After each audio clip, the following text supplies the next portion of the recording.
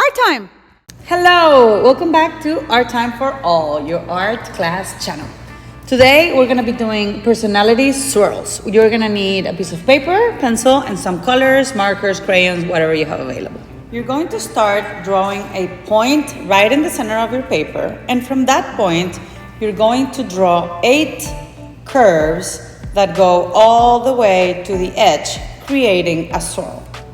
Once we are done with our curves, we're going to be left with 8 spaces all the way around our paper. Now we're going to fill these spaces with words that are related to my personality. On the first space, I'm going to start with my name, or in this case, the channel's name. So I'm going to write the word arte.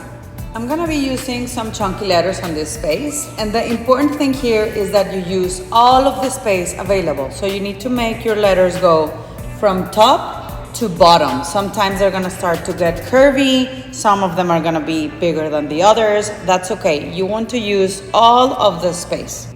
Now we're gonna think of some words to describe our personality, things that we love to do, things that people would say when they're talking about us.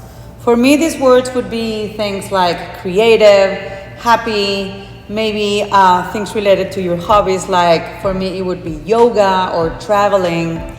And we're gonna use one word on each space using different fonts, but always making sure to use all of the space available and making my letters go all the way from top to bottom. You can make some of your letters tall and skinny. You can make some of them kind of wavy and wiggly. Some of them can be bubble letters, some of them can be chunky letters. Try to make them as different as possible. Let's take a second to celebrate mistakes. Yay! Here, I started this space and then I changed my mind about the word that I was gonna use. So I'm erasing the first letter that I did. And this is just part of my process.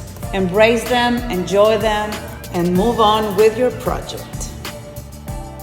Once all of your spaces have a word, you can decorate the background, and then it's gonna be time to color.